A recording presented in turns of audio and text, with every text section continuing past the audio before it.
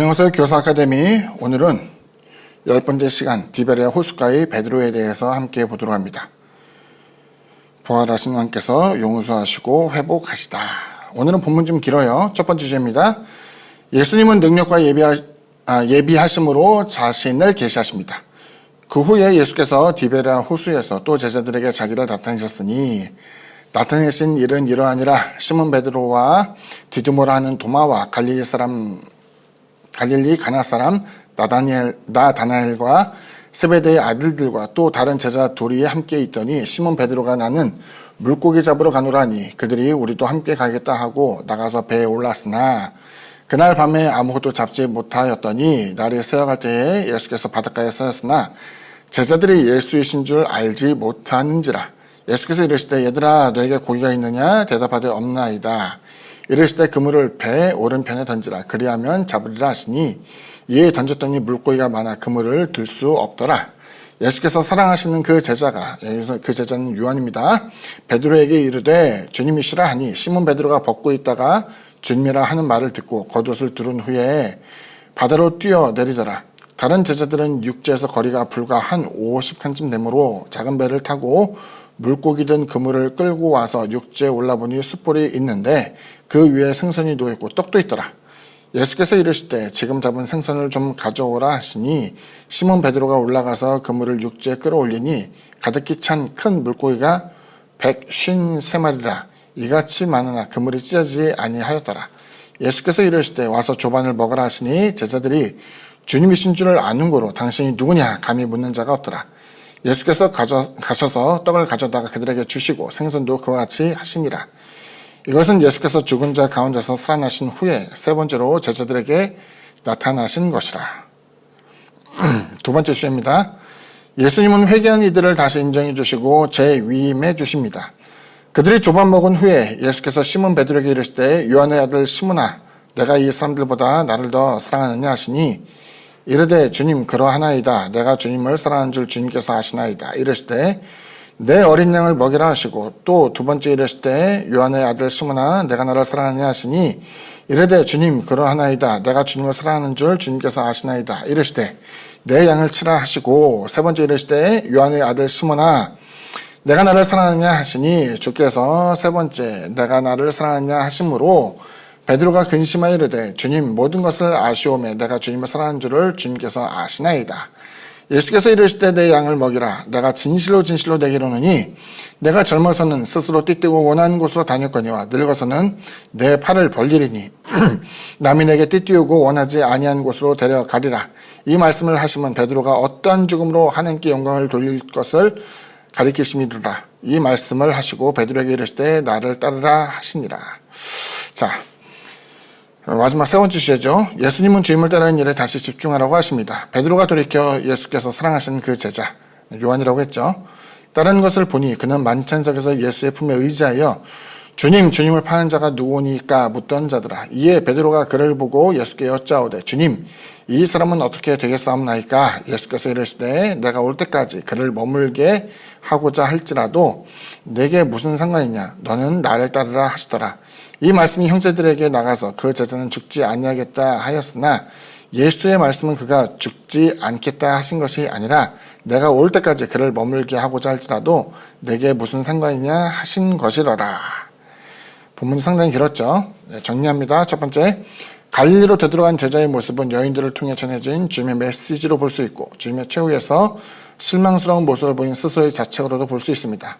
그래서 이제 공간복음서도 마찬가지고 이제 요한복음서에서 나타난 내용인데 주님이 부활하신 다음에 이제 만난 순서 내지는 제자들에 대해서 어떻게 만나시는가가 사실 뒤죽박죽 많이 섞여 있어요. 앞서 얘기했던 것처럼 먼저 제자에게 나타나시고 도마에게도 나타나시고 이제 제자와 도마가 이제 함께 갈릴리로 가서 이제 기다리는 장면이 나오게 되는데 여기 보게 되면은 이제 다른 복음서와 종합해서 이제 정리를 하자면은 주님께서 십자가에 달려 고난당하시고 죽으실 때에 감히 내가 주님을 따르는 자다, 주님의 제자다라고 하는 사람이 아무도 없었어요. 그러니까 이제 그 당시에 주님의 부활을 알고 있었어도 주님의 부활 가운데 내가 주님 만나야지 자신 있게 달려나갈 수 있는 사람은 사실은 없었고 주님이 나 같은 사람을 과연 만나줄까? 내가 주님을 다시 만나게 되면 어떻게 하지? 라고 하는 같은 죄책감이 훨씬 더 컸을 거라고 이제 생각을 합니다. 또한 이제 성경을 보게 되면은 공간복음서에서 여인들에게 이제 천사가 전해주는 내용이 와요. 뭐냐면은 여인들에게 너희는 가서 이제 주님의 부활에 대한 것을 알리고 제자들에게 전해야 하기를 주님께서 먼저 부활하시사 갈릴리로 가셨다. 제자들도 갈릴리로 와서 그 부활의 주님을 만나야 한다라는 내용을 보여주는 이제 공간복음서의 내용도 있단 말이에요.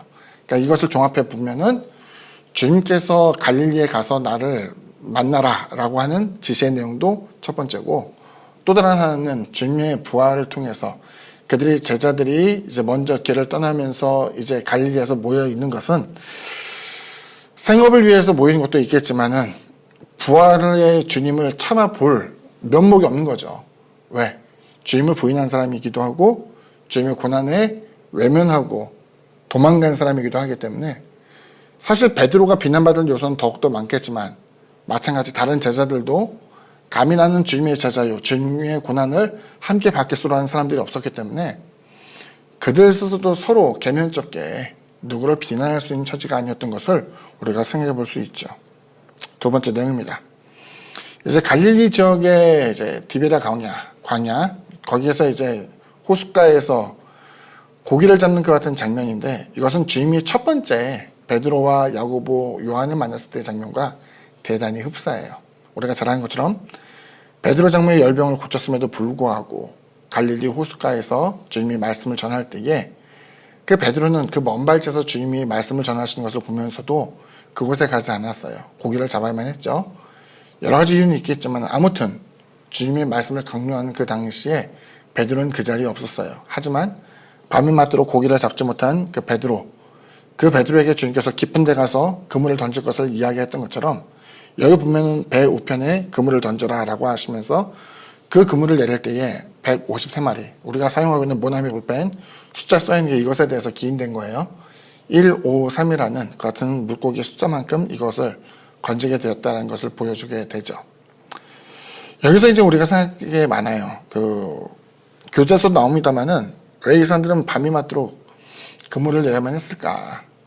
그래서 야간, 밤늦은 시간에 고기가 더 많이 잡히기 때문에 내지는 교재에서 보니까는 밤에 잡아야지 고기가 더 신선할 것 아니냐. 왜냐면 새벽 시장에 팔아야 되니까. 뭐 그런 연유도 있겠지만, 중요한 것은 아직 고기를 잡지 못했을 때에 그 지시에 따라서 고기를 잡았고, 이를 통해서 제자들도 번뜩 생각나는 게 있었죠. 아, 주님이시구나. 그래서 요한이 먼저 주님을 알아보게 되었고, 주님이라는 이야기를 듣게 되자 베드로가 너무 기쁘고 반가운 마음으로 겉옷을 두르고 주님께 헤엄쳐가는 장면이 나와요. 하지만 앞서 얘기했던 것처럼 침묵이 흐르죠. 조반을 함께 먹으면서도 감히 주님에 대해서 묻는 사람이 없고 어색한 침묵이 계속되었어요. 왜? 더 이상 스스로를 주님의 제자라고 생각하지 못했을 거예요. 배반했잖아요. 외면했잖아요.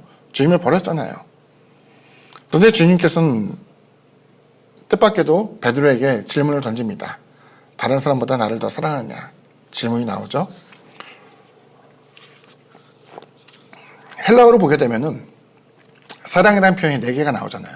우리가 잘 아는 것처럼 뭐 아가페, 스톨게, 필레오, 또 에로스, 이런 사랑이란 정의하는 단어가 4개가 있다고 하는데, 여기서는 이제 필레오와 아가페가 쓰였어요. 근데 여기서 이걸 갖다가 뭐 사랑에 대해서 경중을 논하는 것은 의미가 없다고 봅니다.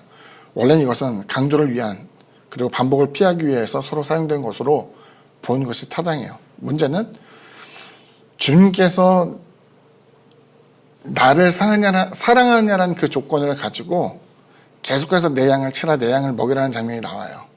처음에 제자를 부를 때 뭐라고 했어요? 나를 따라오너라. 내가 너희를 사람을 낚는 어부가 되게 하겠다라는 표현을 썼던 것처럼, 사람을 돌보는, 케어하는, 그래서 하나님의 뜻을 전하여서 그들을 하여금 지키게 하는 그 같은 일들을 행할 수 있는 것으로 부르게 되었는데, 여기 보면 주님께서는 전제 조건이 주님을 사랑하는 사람이어야 된다는 것을 이제 전제 조건으로 내미는 거예요. 근데 여기서 대답할 수 있는 사람은 아무도 없었을 것 같아요.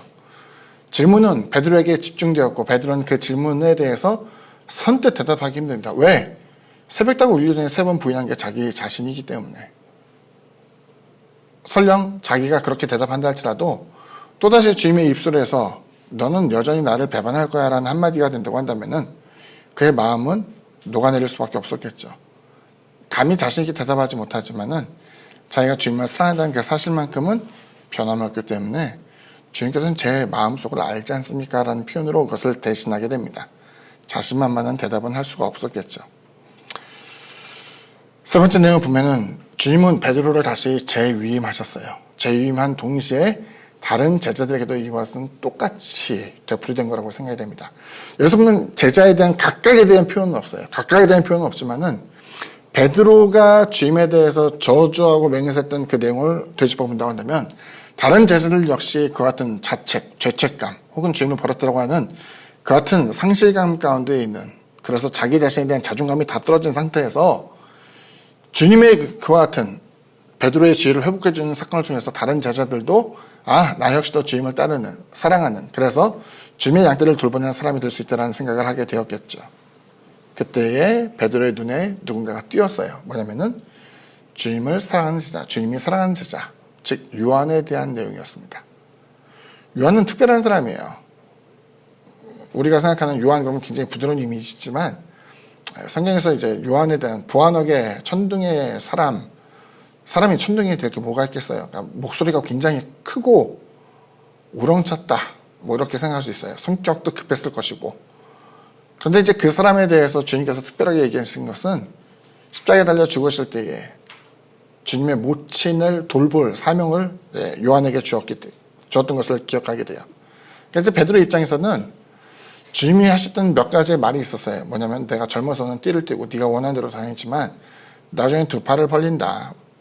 결박될 것. 십자가에 달려 주님께서 죽으셨던 것처럼 그가 어떠한 죽음으로 최후를 맞아야 될지에 대해서 보여주게 되는데 자기의 운명이 그렇다 친다 하더라도 저 요한의 운명이 어떻게 되는지 궁금했던 거죠. 요한은 어떻게 되는가 물어봅니다. 주님은 그것에 대해서 대답하지 않았어요. 너하고는 아무 상관없어. 너는 쓸데없는 생각하지 말고 내가 너에게 맡겨준 일만 해 라는 것을 이제 이야기해요. 전 여기서 사실은 몇 가지를 발견하게 돼요. 뭐냐면은 주의 종들 혹은 하나님의 일을 하는 사람들이 너무 남의 일에 대해서 관심이 많아요. 저 사람은 어떻게 될까? 저 사람은 어떻게 될까? 어떤 사람은 계시로서 저 사람의 운명이 이렇게 될 거야 저렇게 될 거야 라고 말을 하는 사람도 있곤 합니다. 근데 적어도 오늘 본문을 보게 되면은 그 같은 내용은 다 거짓말일 가능성이 커요. 왜? 주님의 사명을 받은 사람은 다른 사람의 조화를 통해서 그것을 이루는 게 아니라 그 사람과 하나님과의 계약이에요. 내지는 하나님의 뜻에 대해서 이루어야 될 사람. 주위 사람을 핑계로 댈 수 없어요. 주님 나는 하려고 했어요. 내 와이프 때문에, 내 남편 때문에, 나와 함께 일하는 동역자 때문에, 나를 따르는 성도 때문에 내가 그것을 할 수 없었습니다. 라고 말하는 것이 적절하지 않다라는 거예요. 설령 그 사람에 대해서 내가 이렇게 저렇게 한다 할지라도 그게 너랑은 무슨 상관이 있니? 너는 이것을 지켜 행해야 된다는 것을 보여주게 된 것이죠. 우리 역시 하나님의 은혜를 때로는 한두 번씩은 저버리거나 외면하면서 피했을지도 몰라요. 다시금 하나님의 부르심에 대해서 직면하면서 이것을 지켜야겠다는 생각이 다시 타오를 수도 있습니다. 그리고 그것이 바로 주님이 원하신 일이에요. 한 번의 좌절이 베드로를 약하게 한 것이 아니라 그 좌절 속에서도 주님의 다시 부르심이 있었을 때 그는 더욱더 단단하게 주님의 일을 행할 수 있었던 것처럼 한두 번의 위기와 시련이 우리를 약하게 한 것이 아니라 더더욱 주님의 능력을 사모하면서 주님의 일을 감당하고자 하는 열심으로서 표현되어지기를 바라요. 그리고 다시금 하나님의 부르심을 받고 또 그 일에 열중하게 될 때에 타인에 의해서 실족되거나 또 타인의 처지에 대해서 나를 비관하는 것과 같은 사람이 되지 않기를 바라고 주님이 맡기신 선한 일들을 잘 감당할 수 있게 되기를 주님의 이름으로 부탁을 드립니다. 오늘 강의는 여기까지입니다. 감사합니다.